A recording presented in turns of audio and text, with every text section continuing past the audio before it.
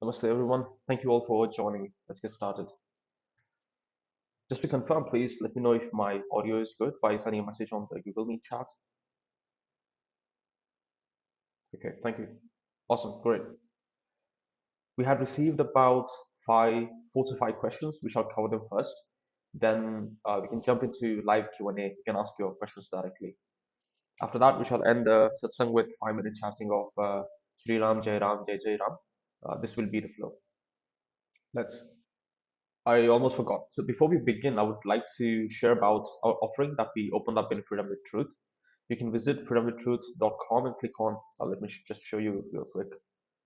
So this is our website. You can click on our services, and these are all the services that we're offering.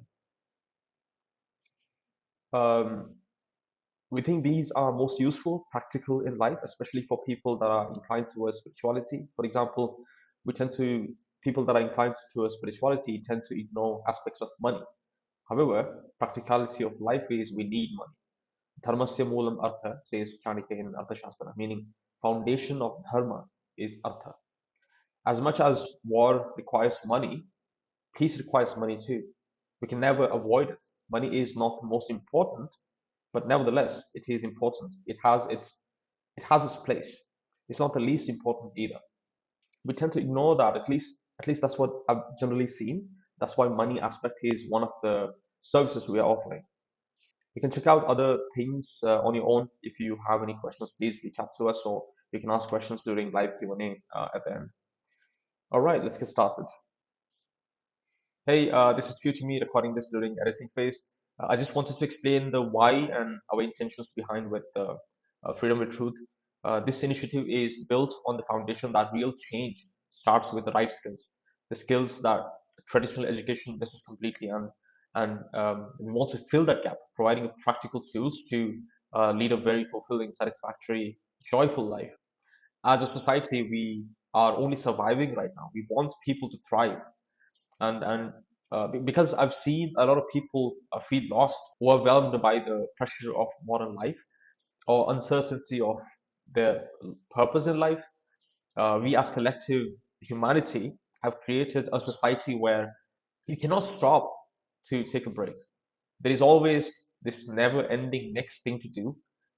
So, given all this, our mission is to help people move towards clarity and empower them through completely science-based strategies and wisdom from our own life experiences, also from a lot of spiritual gurus and sages. Mind you, though, these are not quick fixes. They're very personalized, simple, yet designed to transform your life, your mindset. So this is the importance of these services that we are offering. They're truly life-changing.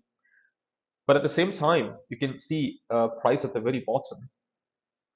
These the 800 to 1200 is the common price for the personal one-on-one counseling, but we have reduced up to 400 so that people don't hesitate to take these sessions because they are such importance for people's lives. And the reason to add any price on these is because these are priceless.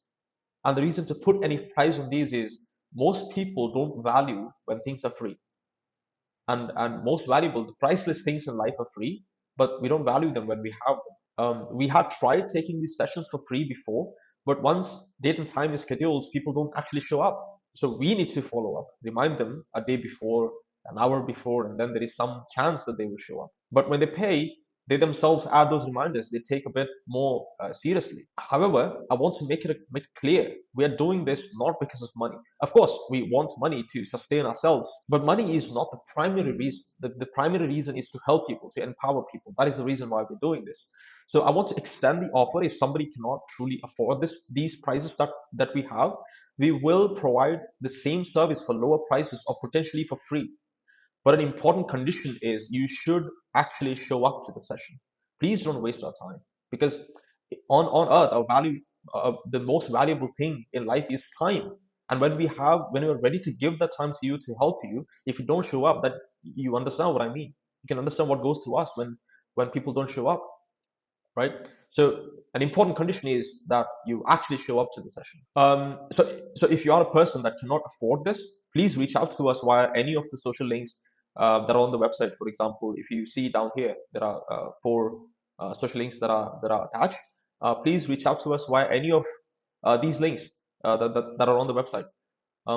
So yeah, thank you so much, and now back to the video. Bye. First question is, what are some of the spiritual signs, bodily signs, that one experiences as transition takes place to high vibration? By higher vibration, I'm interpreting this as higher consciousness or higher awareness. Yes, there are several experiences that happen when your awareness or consciousness is increasing. Some are in your physical body, some are in your mindsets or psychological changes that you can notice. Um, so just a bit of disclaimer though, whatever I'm going to say is not necessary that they happen to everyone.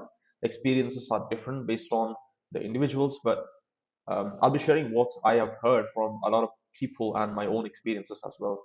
Um, so first thing I've heard a lot is when you make certain advancements, you may feel tingling spine or ajna chakra around forehead area. You may feel warmth without any discomfort around specific places where chakras are located, especially around the anahata, the heart area.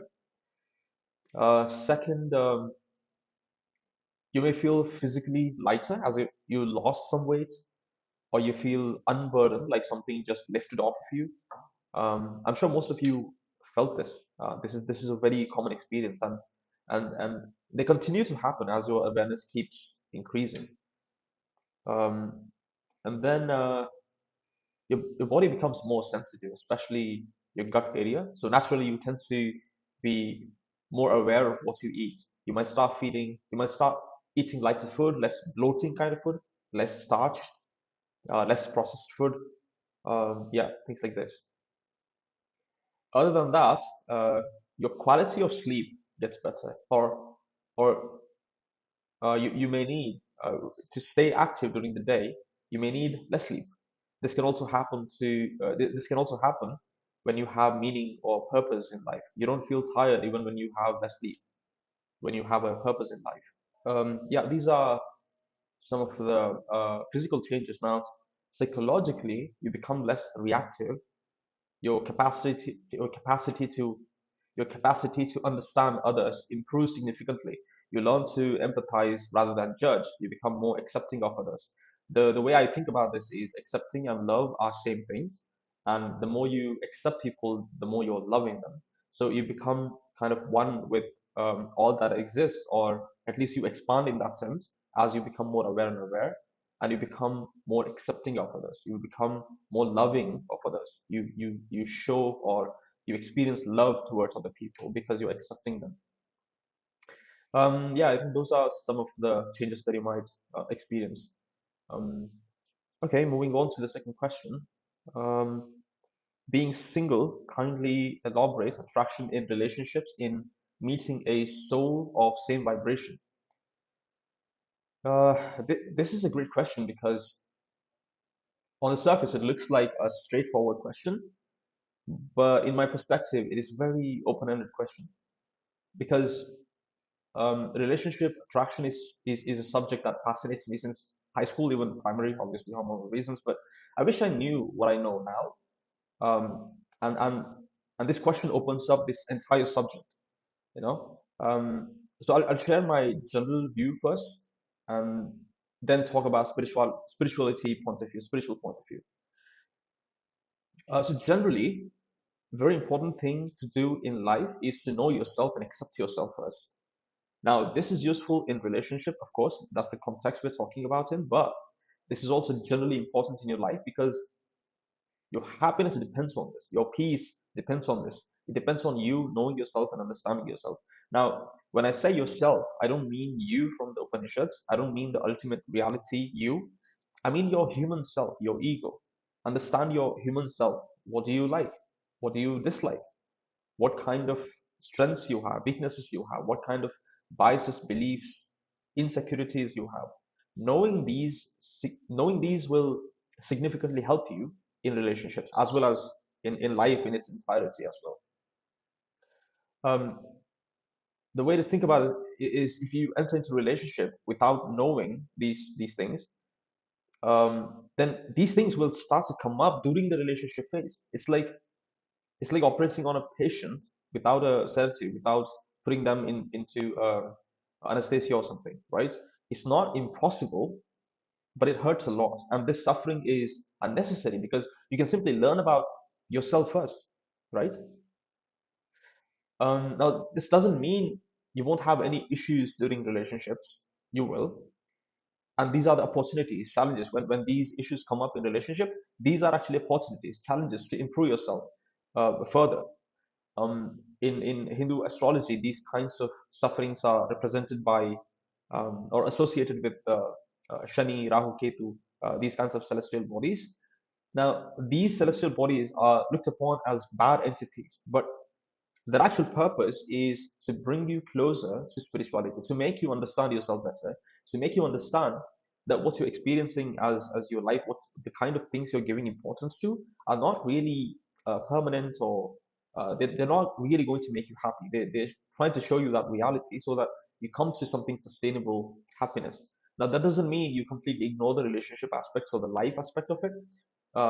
It's kind of, I don't want to say balance, but as a human being, it's also in your experience, the life like that we live it, the life that we live, that's also important.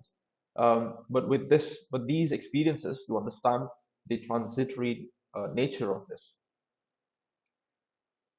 Second, maintain your masculine. If you are a man, or feminine if you're a woman. Maintain these forms. This is a very wide topic on its own. This is covered in our relationship service in depth. Essentially, live according to your own nature. Develop and nurture that nature. This is important. From spirituality point of view, um, end of the day, you will end up with a person you are meant to be with from karma's point of view. However, you can consider few guidelines to make your chance far better, to have better experience. Obviously, our guna should match sattvic, rajas, tamas. If you have mismatch in that, you're gonna have some or the other issues. And our values must match. For that, we would need to know our values first. This is something I cover in depth in life purpose service. But simply put, we should be able to answer questions like, what do we value most in life? What is my purushartha? You know, um, and match those. It's not necessary that they should match perfectly, but they should align somewhere. Example, uh, if I'm not much of a materialistic person, my partner should have the same or similar value. Otherwise, this will create huge problems for both of us, and both are going to be unhappy. In a conscious relationship, there is a recognition of a shared life purpose or dharma. This is when two individuals come together, not just to fulfill emotional, material needs, but to support each other's spiritual growth and collective service to the world. This is something me and my wife found. What we are doing with Freedom with Truth is something we both value so much that this was inevitable. This what we're doing right now, it was inevitable. Um, yeah, a conscious relationship brings mutual growth in the with aspects that I talked about earlier. You help each other in healing past traumas, and being together throughout that journey. You create conscious relationship in your shared space. This becomes a sacred union, one in which you feel nourished, supported, spiritually elevated, right? I think this is the value that relationship brings. Yeah, so just to give examples of what it looks like, this includes talking about each other's limiting beliefs, insecurities, etc., without fear of judgment. You need to have this safe space where you can talk about these things. That's the value. It's a very therapeutic in nature, and it can help you in your spiritual journey significantly. Um, so this is one of the guna quality you need to look for in a partner, of this supportive nature. Relationship can start with fear, insecurities, trauma, low self-esteem, control, etc. But growth will lead you to complete trust, surrender, respect, and freedom. So it can start in a bad manner because you're not yet grown in those aspects. But when you have a partner with those values, a supporting nature and a value of growth, you can end up after a certain time. You can end up with complete trust, surrender, with freedom within yourself. Yeah, I think that's enough for this one. Going on to How to start investment if I can only save 5K per month. Right. Great question. Again, this has a lot of details, um, explaining in one of uh, explained in one of our services in detail with the person one-on-one. But I will briefly I'll briefly go through it. Um, First of all, it doesn't matter what the amount is. The number itself doesn't matter. The principle remains exactly the same, irrespective of what the amount is. Even if it's 100 rupees, 200, 10,000, 1 lakh, 10 crores, it doesn't matter. The principle remains the same. First things first, set up a health insurance, because that is something like an emergency. You cannot you can never plan for that. So you need a health insurance. So why I'm starting the health insurance is the question asks about investment, but before that there are several steps that are important. And one of those, the first step is health insurance. And a lot of people don't consider this important enough. They start buying, I don't know, like car, house, and things like that, but they don't have insurance on their health. But this is the first step that you should be making as soon as you start earning. um, and do not fall into traps of insurance that also invest. So the insurance companies, the agents come to you and talk to you about, you can have a health insurance of this much, and then after certain years you're going to get back that amount, or things like that. Do not get into those aspects, because investments are different, insurance is different. Insurance is insurance, it's not an investment. So this distinction should be very clear. So yeah, get a really good insurance. And second thing is set up an emergency fund. Save at least 3 months or 6 months worth of your expenses in a separate bank account, so that you always have that available for you. Uh, and this should only be used for emergencies, such as if you lost your job or something like that. And if you met with an accident, that will be covered with the health insurance, not the emergency fund. Emergency fund is something completely different. So those two things are first, and then third would be pay off your debt as soon as possible. Do not invest before that. First pay your debt and then invest, because whatever earnings you will do in the investment, all that income that you're getting, you're gonna be paying back with the interest in the debt if you have any debt. So before you invest, pay off your debts first, and also make sure not to take any debt after that. And then set up term insurance if you have people that depend on you. Set term insurance if you're married, if you have kids. I think this becomes very important. Set up term insurance. And again, this should, again, like I said earlier, this shouldn't be an investment. It should be an insurance. Very different. And details of what to look for in term insurance is a lot to is lot to cover here, so I won't explain. But it's part of our financial services, that one of the services that we have. So after all this, you can start your investment in the form of SIP. SIP is a systematic investment plan, and you can just start with investing in index funds. You don't have to sit in front of the computer and understand the market, and instead of trading every day, invest for long term, so that you don't have to spend your time on this, and instead you spend your time on your whatever life purpose you have, um, whatever fulfills your life. That's what you should be spending time with, instead of trading. So long-term investment is what I completely support. And again, it depends on your age, your risk-taking ability. Based on that, how you invest in even index funds differences. There are multiple index funds. So decide what percentage goes to small cap index, let's say, or the main market index, or the flexi cap, things like that. It depends on your risk-taking capability, on what portions of that goes to what. What else? Yeah, of course, like I said, keep these investments for long term. Do not sell them within a year or 5 years. Leave them for at least 10, 15 years. When you want to retire, that's when you take that out. Again, this requires clear strategy on when to exit. Won't be covering right now. Okay, let's moving on to the next one. Fourth question is, what do you think is better, passion or interest, or making a career that makes me more money? Interesting question again. I spoke about money earlier when I was explaining briefly about our services, and I said money is important, but at the same time, money is not the most important. Like, there are different hierarchies in life. There are different importance given to different things, and money is somewhere in the middle. It's not the top. It's not the least important. then what do we give value to the highest? What's the value we can provide to the, what are the top values, right? You can have different values in life, but there are some values that are very common and desired in human life by everyone, like happiness and peace of mind. Money is less important than these two, right?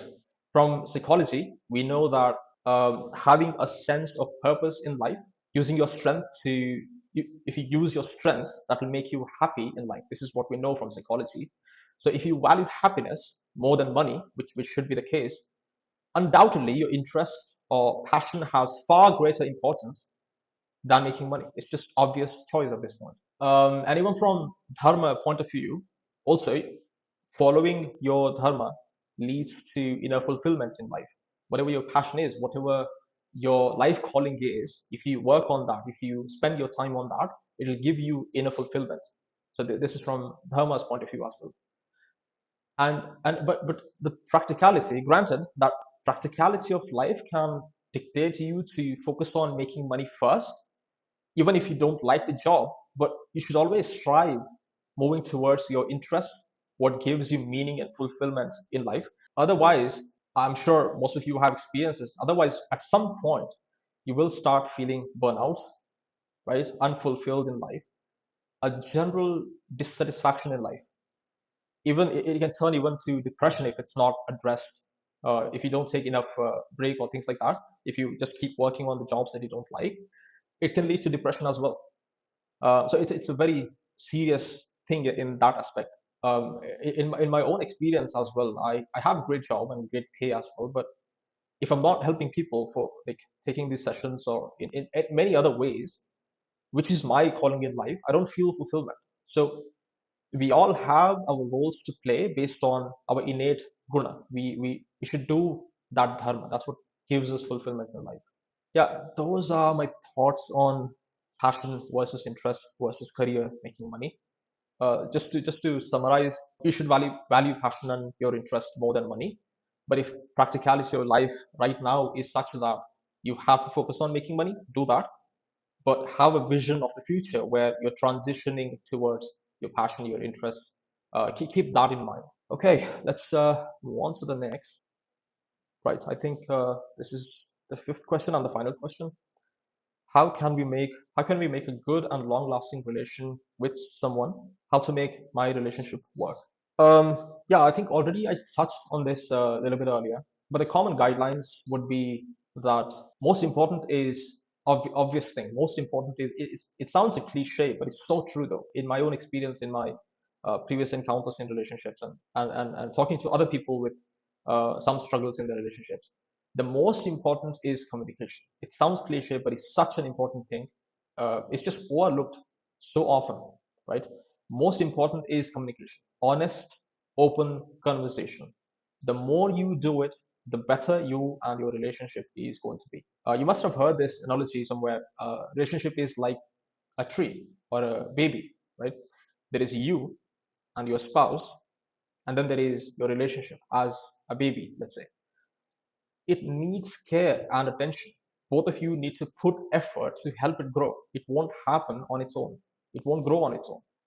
These deep conversation, understanding each other, etc., are like you feeding water to the plant or to the baby, giving food to that baby. And another aspect is pondering too much on leaving the relationship because you're not you're somehow somewhere dissatisfied with something in particular. This shouldn't be taken seriously in the beginning. Like you shouldn't have such thoughts repeatedly because you will eventually convince yourself to do it. But instead, in most of the cases, this should be resolved with conversation, like talking, having an honest conversation. Only instances where you can leave relationship is if there is abuse and other partner is not ready to understand it, and there is no change possible at all.